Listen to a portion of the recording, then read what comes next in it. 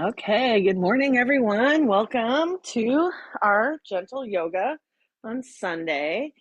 I'm Micki, and let's go ahead and get started. So for props today, I have blocks. I use Manduka blocks, but you could use really any ones that you have. I have a strap, but I was mentioning you could also use something like a TheraBand for a strap, or maybe like a belt or something that you could, or a dish towel would even work. I also have a blanket and a bolster, but you could use any blankets that you have or a pillow that could be helpful. And then I also have a chair off to the side. And so I'll try to give a lot of different options. But feel free to listen to your body, do what works best for you. And then my favorite way to start class is to come lying on the back. And so this is called constructive rest pose.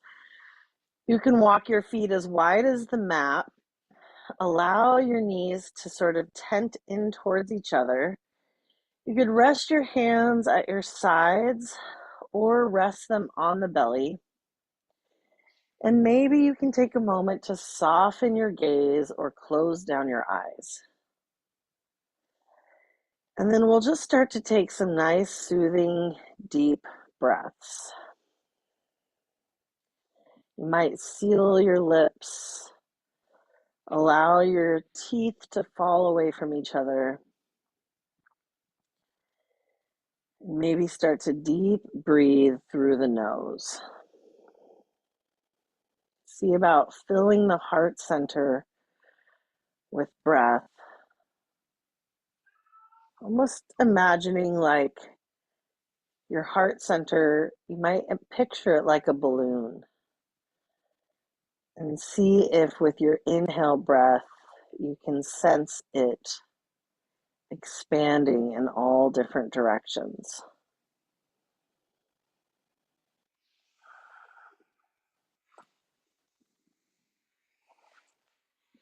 And then, as part of this series, we're studying the yamas and the niyamas. So, in yoga, we have what's considered to be 8 limbs. One of, or two of those limbs are called the yamas and the niyamas, and these are yoga's ethical practices. The very first one is called Ahimsa, which means nonviolence. And so I'm going to bring some quotes each week of our 10-week series from the book by Deborah Adele called The Yamas and the Niyamas, Exploring Yoga's Ethical Practices. This is one of my 3 kitties, Lily. She likes to join for yoga as well.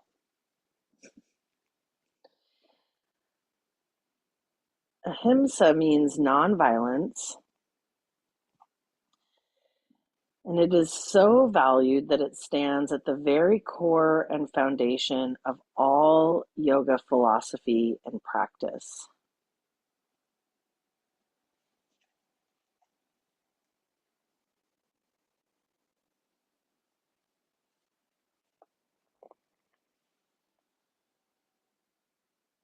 Our ability to be nonviolent to others is directly related to our ability to be nonviolent within ourselves. Our inner strength and character determine our ability to be a person of peace at home and in the world.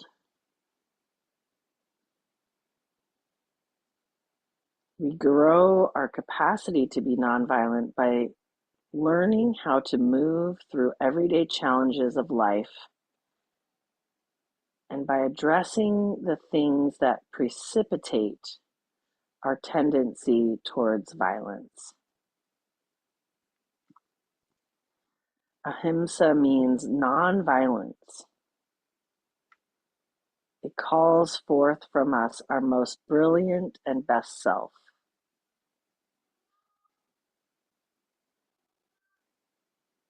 And this depends on our proactive practice of courage, balance, love of self, and compassion for others. And so, just in the spirit of nonviolence, I like to encourage you throughout class to feel free to explore what serves you best. So, you're always welcome to modify, trying out different things.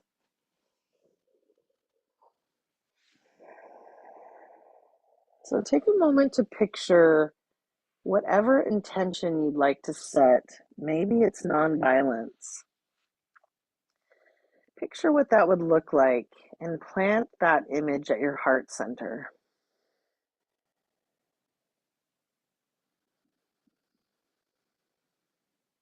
And then when you're ready, we're going to invite some gentle movement into the body. So from this place on your back, constructive rest pose, you could start to allow the knees to flutter from side to side. So just a little windshield wiper of the knees.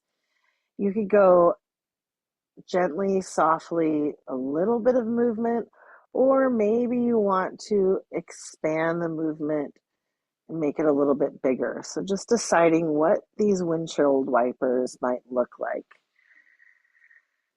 You could begin to turn your gaze from side to side in the opposite direction of your knees. And just see about following the pace of your own unique breath.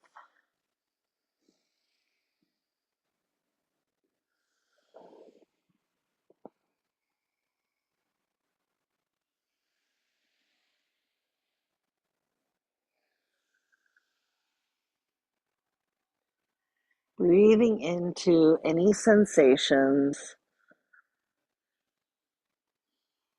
And then the next time your knees float over to the right, maybe you want to allow gravity to just hold you there.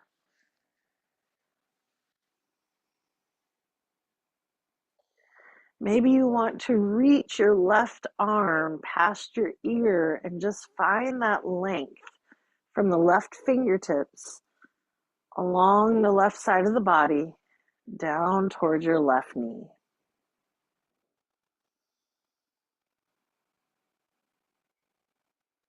You could even turn your gaze a little bit up towards your left fingertips,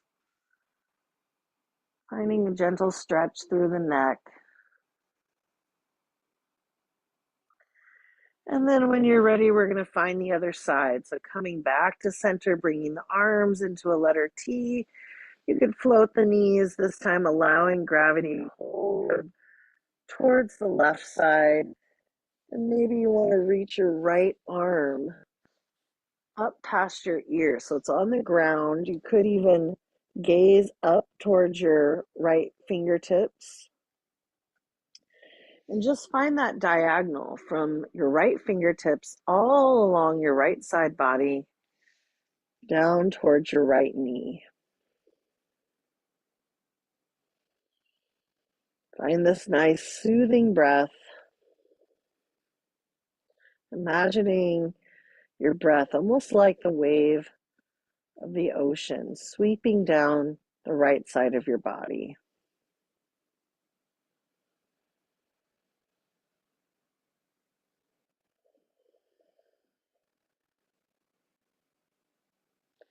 We'll take one more nice deep breath here. And then you can come back to center. Let's find our strap. Now, I got myself a nice big strap or a long strap so that I could use the strap and make a big loop with it and then stretch it around the back of my body and then reach the strap around the ball of the right foot, so extending the right foot up into the strap. You could also just use, like I was mentioning, any kind of strap here, or you could tug on to your pant legs, holding on to the back of your right thigh. So find any sort of comfortable position, anything that would allow you to help hold your leg up towards the sky. And you can keep your left foot on the ground, or if it would feel good, if you would want to deepen that stretch, you could glide your left leg along the earth. And then we'll start to practice this ujjayi breathing. It's a warrior's breath. So imagining you're able to fog up a mirror. That same sensation at the back of your throat, but coming through your nose. So just slowing the breath, soothing the nervous system.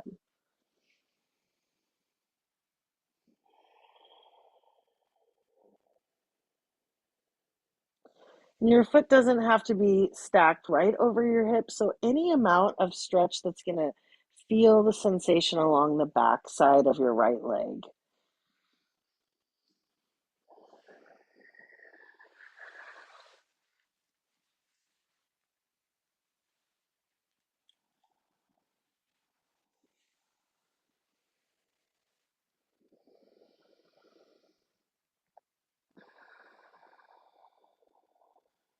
Let's go ahead and take one more nice deep breath here.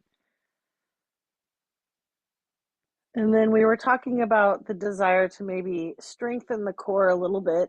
So if you release your foot from the strap, you could imagine that your foot just slowly, slowly, slowly is able to part the air, and you can use a little bit of your strength of your core to softly, softly lengthen your right leg.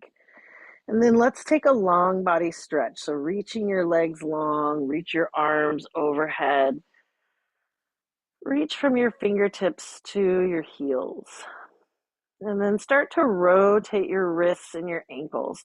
Anytime we find this fluid motion of rotating the wrists and the ankles, I've heard it said in yoga classes from my teachers that this movement can help lubricate the joints. So they say, I'm not a doctor, okay? So they say that I've heard it said that this is how our body releases synovial fluid to help lubricate the joints. Go ahead and reverse the direction of your wrist and your ankle rotations.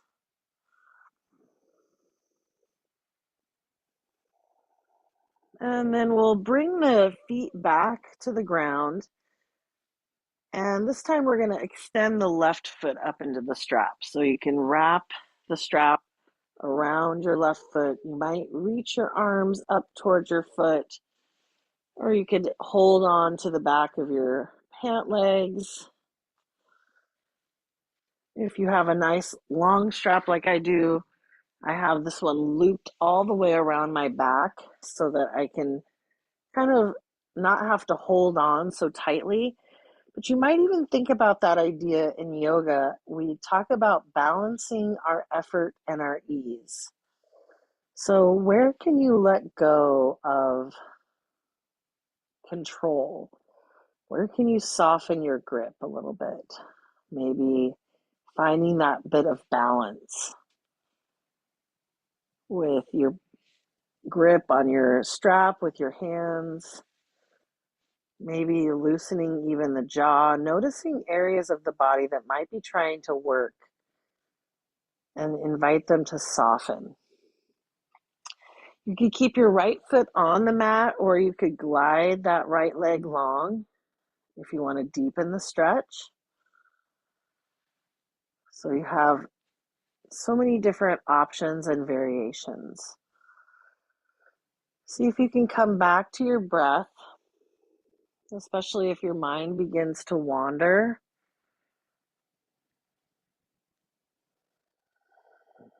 And notice where you can soften your effort.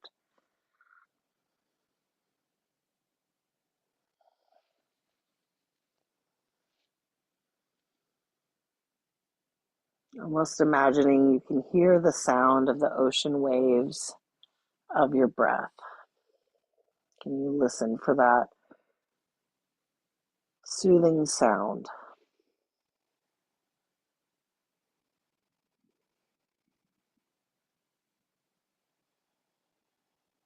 And then to release from this position, you can release your foot from the strap, and you might imagine for a moment that you could softly, with control, just part the molecules of air as your leg extends long. So softly using the strength of your core. And then we'll take one more long body stretch here, reaching the arms and legs long, rotating the wrists and the ankles. Try rotating them in one direction, and then you can reverse the direction of the rotations. And you might notice fewer snap, crackle, pops. And then when you're ready, you can roll onto one side, press yourself up into a seat, and we'll move the strap off to the side.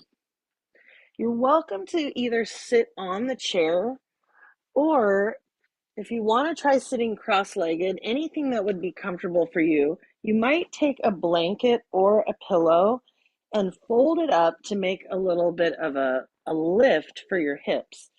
Sometimes that can be a little bit easier if our hips are a bit more elevated, and only feel like you have to come into a cross-legged position if that feels comfortable.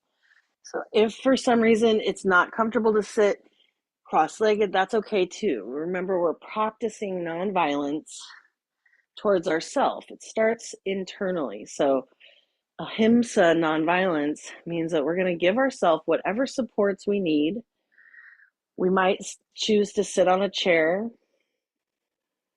So whatever feels comfortable in your own body. Take a moment to close your eyes when you come to your seat, and imagine that your awareness is able to drop down from your brain like an anchor, sinking down into your heart space. And then you might bring your hands to rest for a moment on your heart. Feel for the unique drum beat, the rhythm of your heart.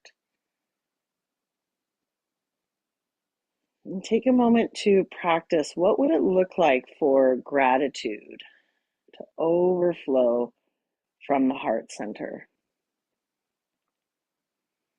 You can release your hands into your lap and then begin to bow your head towards your heart. So you can feel a little stretch maybe through the back of the neck.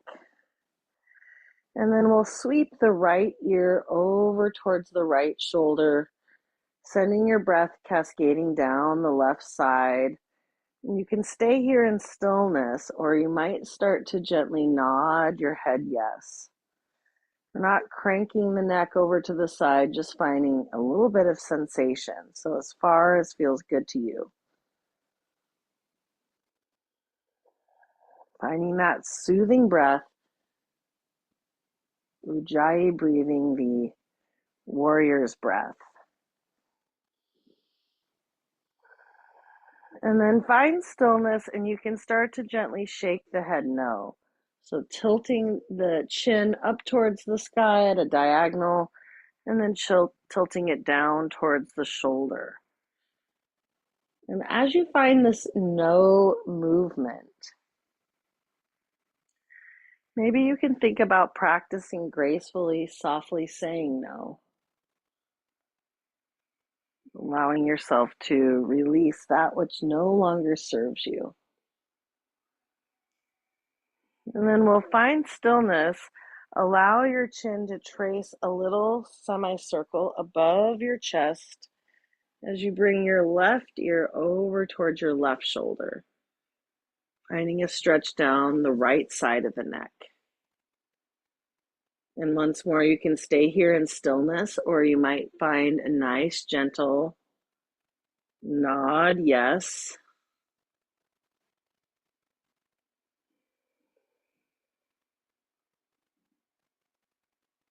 Releasing any tension living on the side of the neck. And then pause and allow yourself to lift your chin away from your shoulder and then slightly towards your shoulder, gently shaking the head no.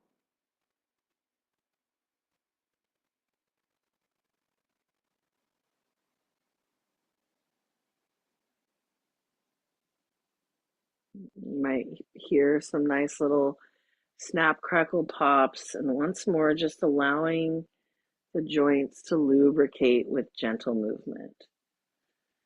The next time your chin falls towards your shoulder, go ahead and pause, and then we'll bow the head towards the heart. Inhale to lift the gaze back to center, and let's find some nice shoulder movement so we can roll the shoulders up towards the ears and then cascade them back and down.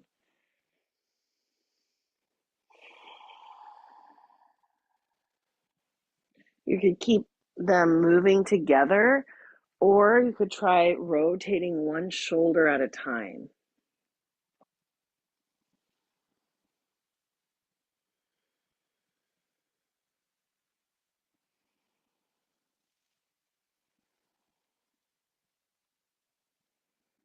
When you're ready, we'll start to bring the shoulders up from behind and down around in front, either together or one at a time.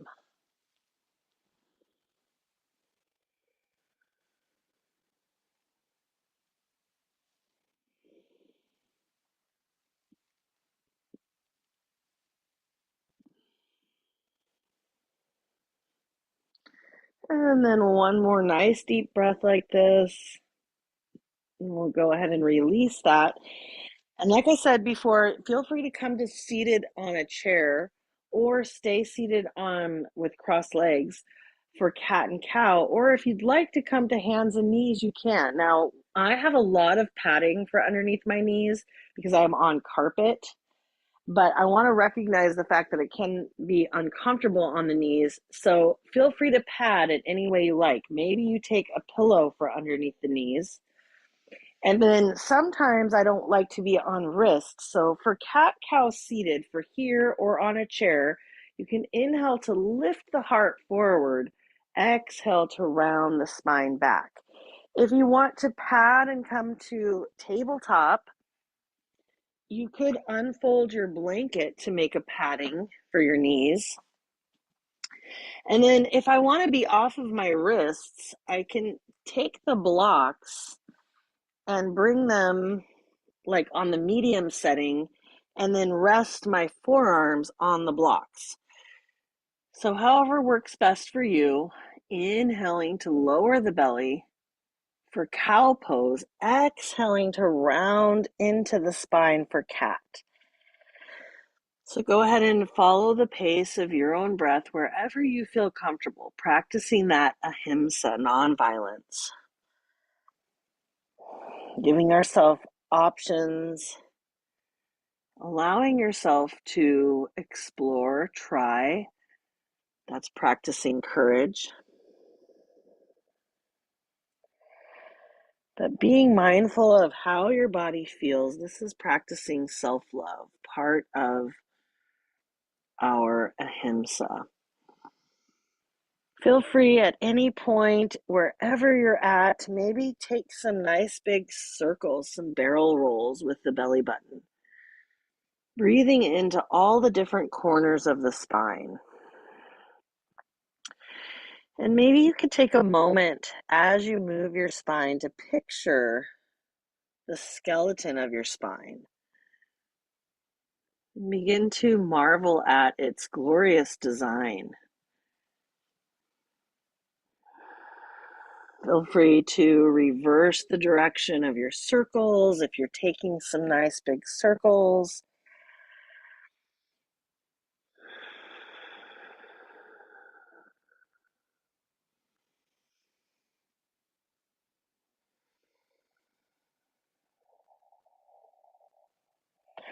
Allowing yourself a moment to pause if there's any places that feel particularly interesting.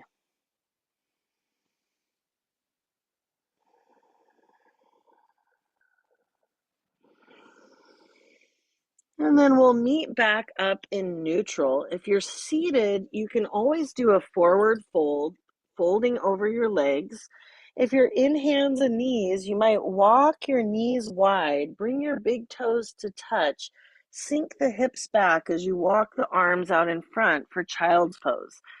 If it feels like you're the floor is too far away, you could also stack your forearms and then bring your hands underneath your forehead. So you have kind of a supported child's pose. Another option would be to bring a pillow underneath the body. And sometimes I like to actually use the blocks underneath the pillow. So I'm going to stack up the blocks to make a little lift for the pillow. And then you could lower your torso onto the pillow, maybe bringing one cheek down to rest.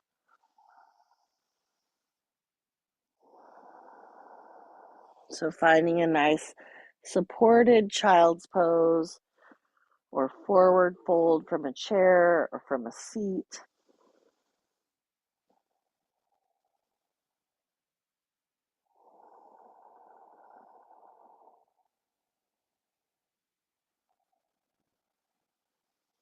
If you're resting with one cheek on your pillow or on the mat, feel free to lift the head and turn the opposite cheek to rest.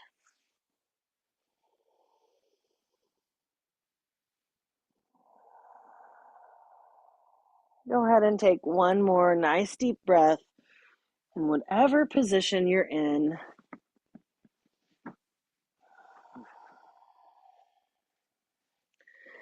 And then next, we're going to come back up and get ready to come onto the belly. So I'm going to clear the blanket off to the side. You can lower down onto your belly however feels comfortable. And then extend the legs long behind you. Stack the palms and allow your forehead to come to rest on the back of your hands. We call this one Makrasana crocodile pose.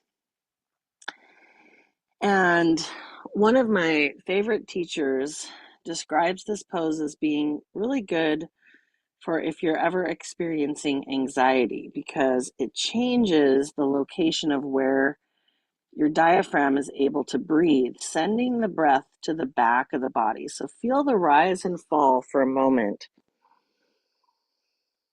of the back of the body. It might feel good here to bend the knees and allow the heels to gently sway from side to side.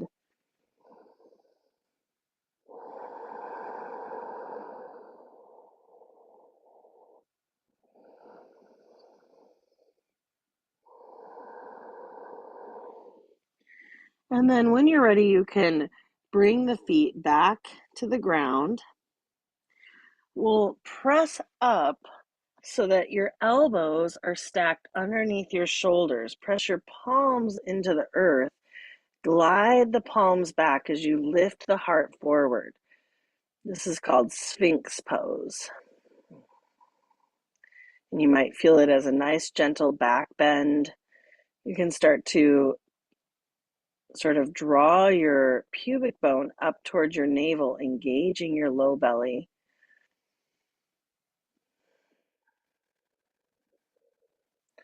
On your next exhale breath, maybe you turn the gaze slightly over your right shoulder, just peeking behind you a little bit.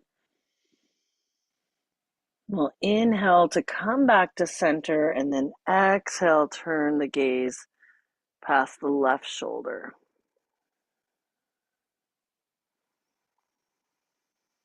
Inhale to bring the gaze back to center, and then exhale, stack the palms, lower your forehead back down to the mat.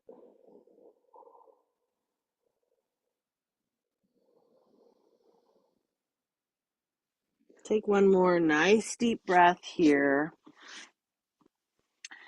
And then however you like, we're going to come up to standing. So I'm going to give you some options on how you can get there. You might tuck the toes under, press the palms underneath the shoulders, press up to tabletop if that feels comfortable. And then maybe you want to take a downward facing dog. And sometimes I use the blocks for down dog, so I like to bring the blocks onto the low setting bring the heel of my hand right to the edge of the block, and then you can tuck the toes under, lift the hips up and back to find a downward facing dog. And you can shorten your stance, start to walk your feet towards your hands, and that can sometimes take some pressure off of the wrists to really just shorten your down dog, or maybe turn it into a forward fold altogether.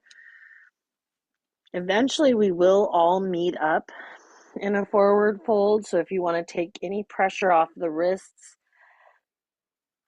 you can just walk your feet to your hands. Maybe you even grab your opposite elbows here, and just like an elephant trunk swaying side to side, you might sway the arms a little bit side to side.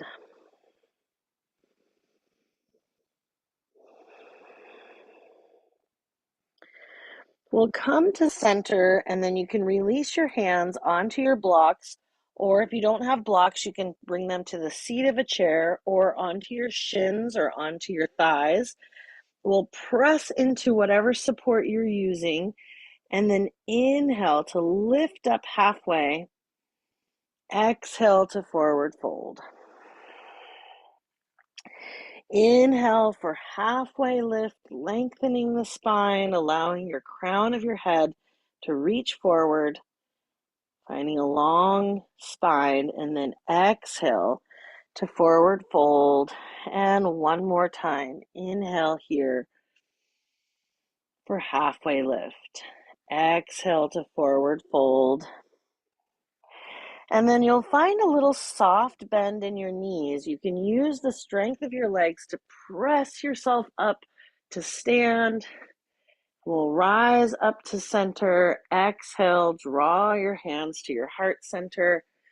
And you can rest your hands once more on your heart, feeling in to the rhythm of your heartbeat.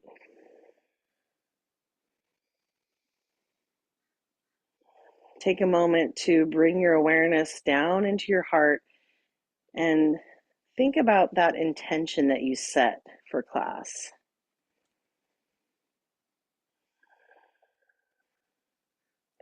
And then when you're ready, you can blink your eyes open. If you have a wall space that's handy, or if you have a chair, you might bring that. We're going to practice a standing balance, and we have a lot of different options along the way. So I'm just bringing the chair right next to me so that I have something to hold on to. But you could also bring your hand to a wall. I just don't have a wall space that's accessible for me. So standing on your left foot, go ahead and peel your right heel off of the mat. So you can see that my heel is off of the mat. You can keep your toes touching down. You could stay right here. And actually for me, this feels like a really nice stretch for my foot. Or you could start to bring your knee, your right knee out to the side. Maybe you bring the toes to the ground and rest your right heel up against your left ankle. You could almost start to explore balance a little bit more here by dragging the heel up onto the calf. Or sometimes people like to reach down with that foot and plant it on the upper thigh. So wherever feels comfortable for you, we're coming into tree pose.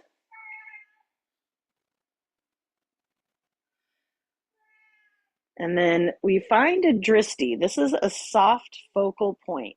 So it could be a place on the ground, could be a place at the horizon, could be a place on the ceiling. It's wherever you can find a place that's fixed and you can create a soft focus. You could stay right here, or maybe you want to really explore balance a little bit more by bringing both hands or one hand to meet at the heart.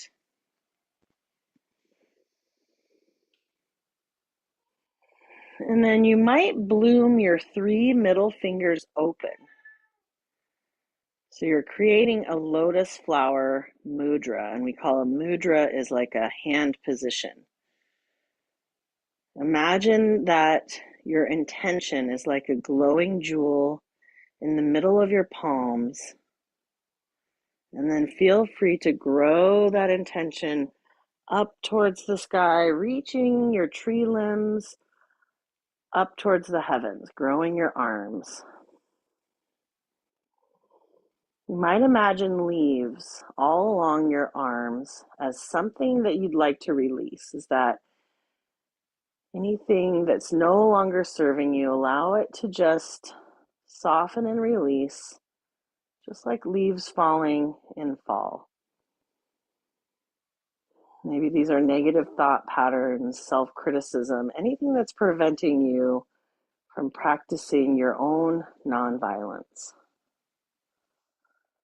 And then we'll kick the right foot out and forward, bring it out to the side, and then allow your arms to gently graze your sides. A little pat, a little twist.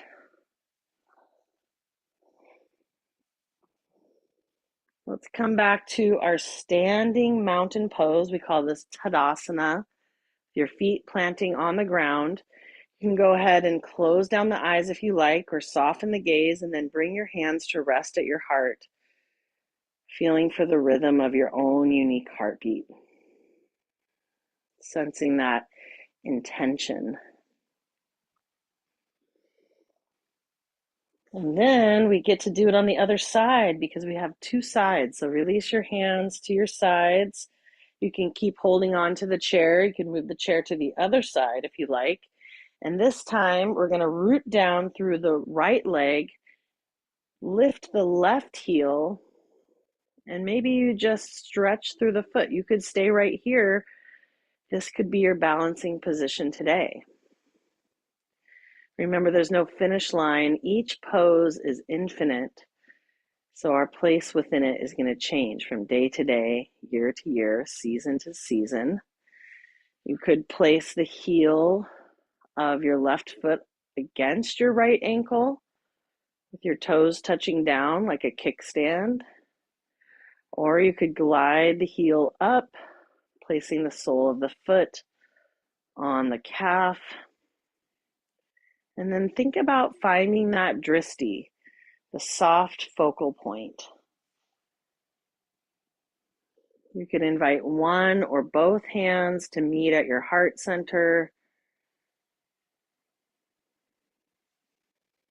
We call this one Anjali Mudra. It's a gesture of gratitude, this prayer hands at the heart.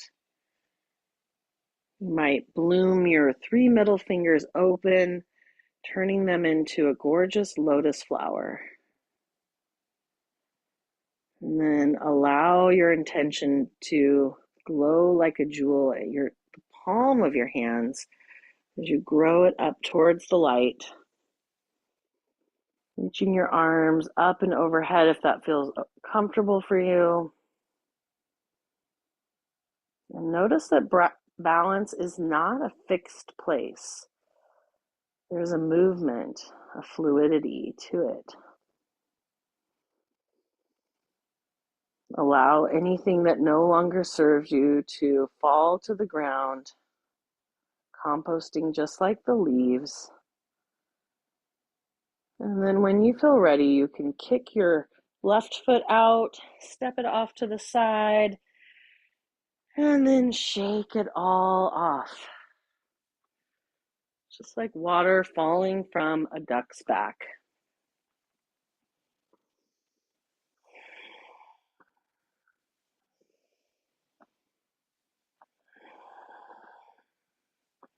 Let it all go. We'll come back to our standing mountain pose. You can bring your hands to rest on your heart center. Once more, feel into the rhythm of your unique heartbeat. It's like your own personal drum.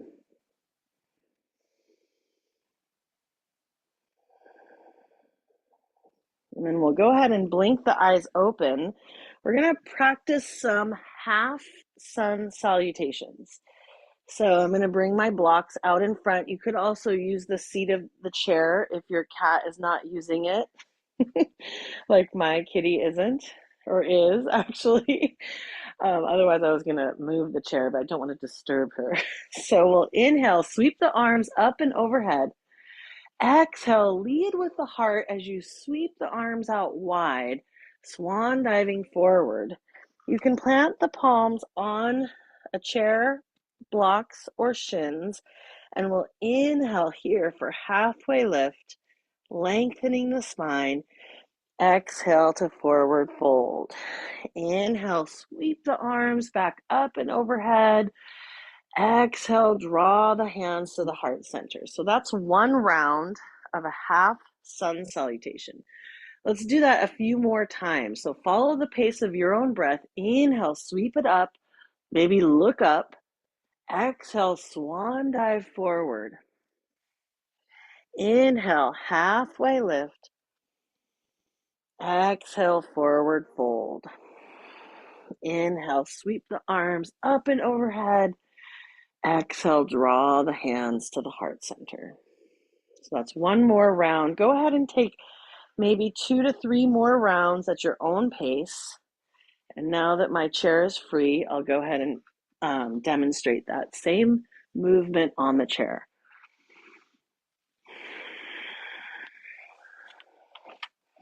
I'm just planting my palms on the seat of the chair for my halfway lift.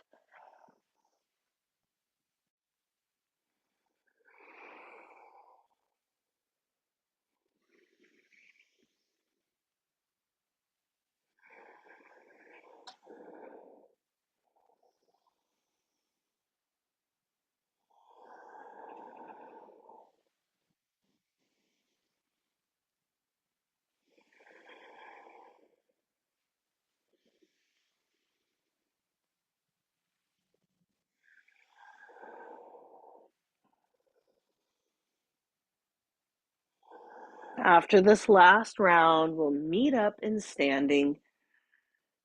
And you can draw your hands to your heart. Go ahead and rest your hands on your heart and just feel how your heartbeat might have changed. And then we're going to get ready for coming down to the mat. And this time I will demonstrate the downward dog with the chair. So if you want to inhale, lift up right, exhale, swan dive forward, hinging from your hips. Inhale for halfway lift. You can plant your palms on the chair if you like. Just make sure your chair is not going to go anywhere, so feel like it's strong and steady in front of you. And then if you want to do a chair dog, you can start to walk your feet back, lean your hips back as you rest your arms forward. So this could take some pressure off of the wrists and still give you that length at the back of your legs, maybe your length through the spine. And then to come down to the mat with the support of the chair, I'm going to step my left foot forward, keep my right foot back, and then you can have something like a pillow or blanket for underneath the knee, and I'll lower my right knee down to the ground and then my left knee down to the ground. We are going to come onto our seat next. So, just going to push that chair out of the way, walk my knees forward to come onto the seat, and then swivel the feet around so that they're facing the chair. From here, we could play around with a little bit of boat pose. So this one is called in Sanskrit Navasana, and you could keep your hands right on the back of your thighs, or you could reach them out in front and maybe start to sink your torso back. And you could feel maybe a little bit of engagement in your core. If you want, you could use your chair to help lift your feet up and balance the feet on the chair. Wow, that's a lot more work. Okay, and then whenever you feel ready, We'll roll back onto our backs, hug the knees in towards the chest, and you can either keep your hands tucked behind your thighs, or you might walk them up to your ankles. This is kind of a nice massage here to grab hold of your ankles and gently rotate the feet around in circles. Or you could grab hold of the feet and maybe you rock a little bit side to side, massaging the spine. And you could feel free to sigh a few times out through the mouth, letting go of any extra tension or holding. Next, we'll release the feet, let them come back down to the ground. And we're going to do a little bit to stretch the hip in what's called figure four pose. So this one is actually very similar stretch to pigeon, but I find it a little bit more accessible on the ground. So if you have a wall space or a chair that's not going to move out in front of you, or even like here I have a bed, you could turn to face that. So some place that could be fixed. You can keep your feet on the ground here. So let me just see if you can see me. I'm going to bring my left ankle to rest on my right thigh. You could stay here if this is enough sensation, and you could also do this seated on a chair. I love the feeling of the earth supporting my back. And then if you want to take it a little bit deeper, you could bring your foot, your right foot, to rest on either the seat of a chair, the edge of the couch, or maybe even press it up against the wall if you have a wall space.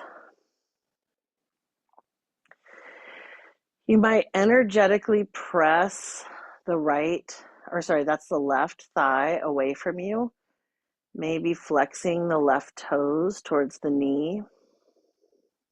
Or you could use the left hand to press it away gently, allowing your shoulders to stay soft.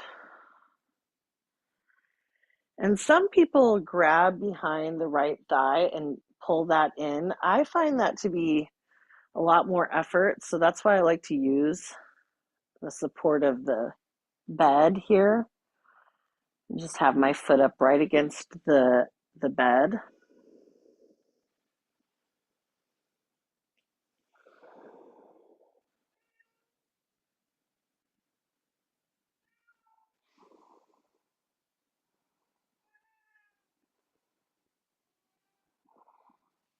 Kitty, I think, is feeling tired of yoga. So it's okay, Kitty. We're coming towards the end of class. Take some nice deep breaths, imagining what it would look like for gratitude to overflow from the heart center, circling down to the hip joint. And then when you feel ready, we'll switch sides. If you're at the wall or a bed or a couch or a chair, you can extend your legs long and maybe once more start to rotate the ankles. Let's bring the right thigh on top of the right ankle on top of the left thigh, and then you can draw the shape into the body if that feels good. You might notice subtle differences from left to right. Just imagining offering yourself that compassion and curiosity.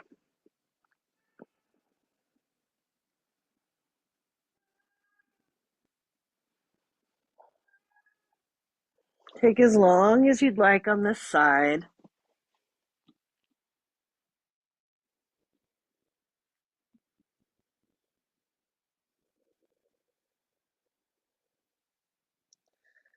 The next place we're going is our final resting pose, Shavasana.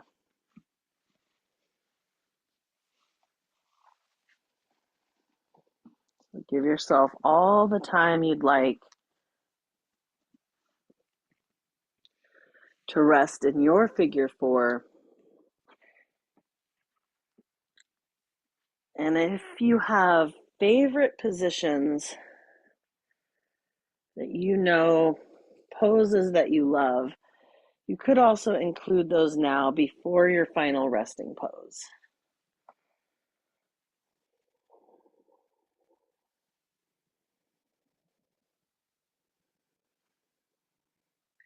Another fun option would be to give yourself a gentle inversion. So if you have that couch or chair, you could feel free to drape your legs onto the chair with your back on the mat. So just like you are in figure four, just allowing your legs to rest on support.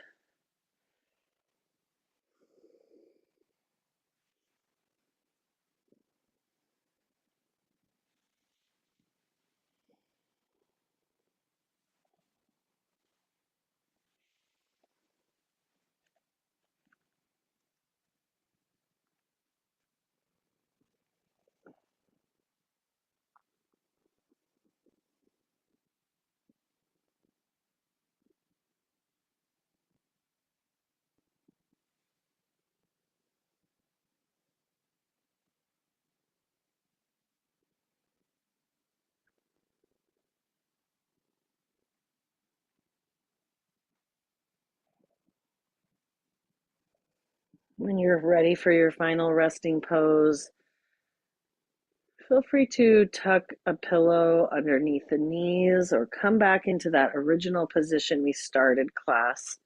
That can be nice and gentle on the back, constructive rest pose with your feet on the ground.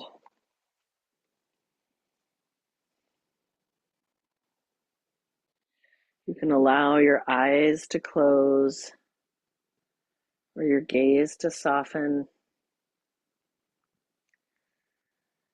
Relax the hinge of your jaw. Soften your forehead, your eyelids.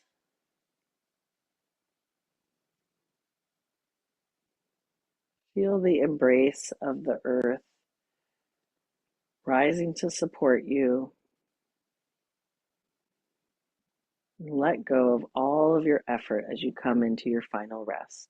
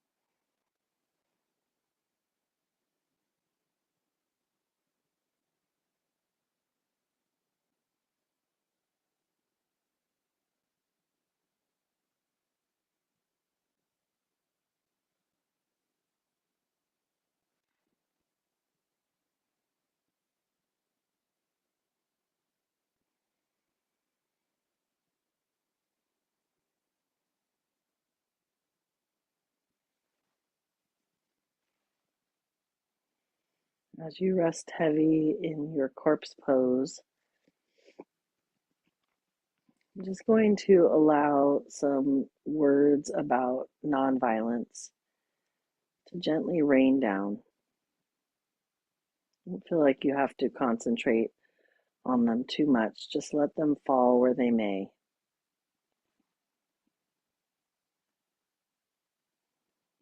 Situations where we feel powerless can also be opportunities to grow our skill level with life. In the words of Yogiraj Ashala, I excite myself in my incompetencies. With this attitude, feelings of powerlessness become opportunities to become competent rather than violent.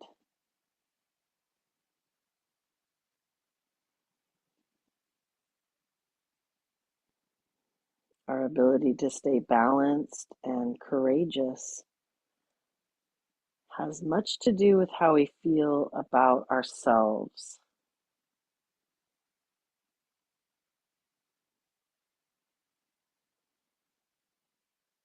How we treat ourselves is, in truth, how we treat those around us.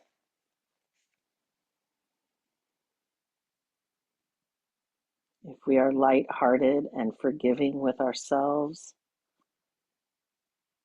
others will feel the ease and joy of being with us. If we find laughter and delight in ourselves, others will be healed in our presence.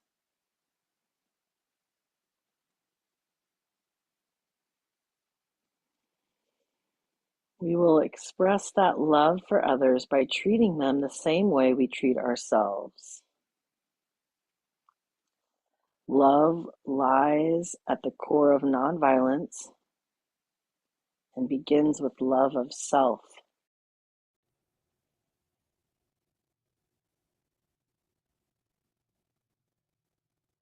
A love that is light-hearted and forgiving. Love that sees the humor in imperfections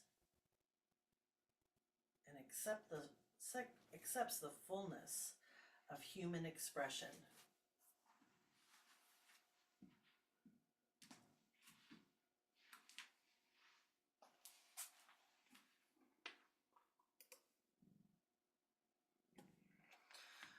When we find this love for all the parts of ourselves, we begin to express fully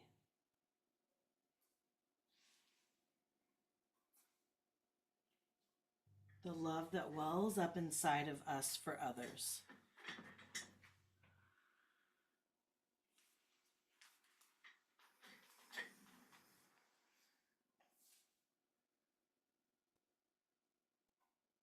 Finding this love for all of the parts of ourselves means we have to forgive ourselves.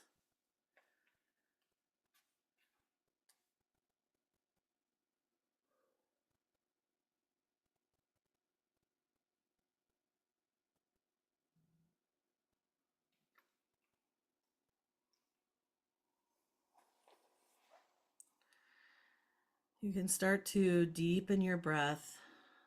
Once more, imagining your heart center is just like a balloon.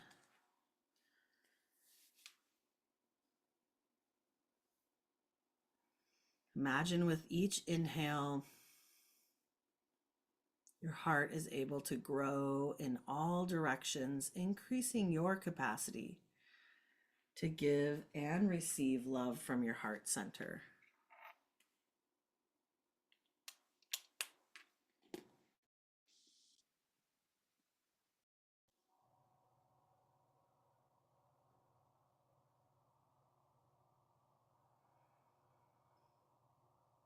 As you deepen your breath, imagine that it's able to extend down into your fingers and toes. And you can start to bring yourself back to life by wiggling your fingers, wiggling your toes. Take a long body stretch, reaching your arms past your ears. And then allow yourself to roll onto one side, coming into a fetal position. Cradling yourself here.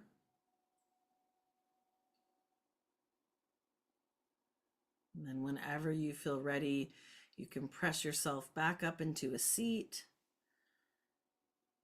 Invite your hands to meet at your heart center in a gesture of gratitude. Anjali Mudra. And then allow your head to gently bow towards the wisdom of your loving heart. It's such an honor and a privilege to have this opportunity this morning to guide you through your practice. Thank you all so much for being here with me today. And we say Om Shanti Shanti Shanti, which means peace, peace, peace. Enough for ourselves, each other, and the rest of the world.